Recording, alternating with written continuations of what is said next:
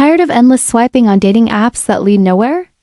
If you're looking for something real, the Once dating app claims to offer a refreshing change by giving you just one curated match per day to encourage meaningful connections over mindless scrolling. Sounds like a dream for serious daters, right? In this video, we dig into what Once is really offering and whether it lives up to the hype. On the surface, it checks a few legit boxes. It's been around since 2014.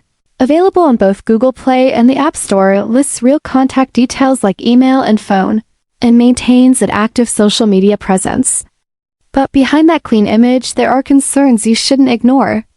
Many users report fake profiles, suspicious bot-like behavior, and hidden charges that pop up even after subscribing.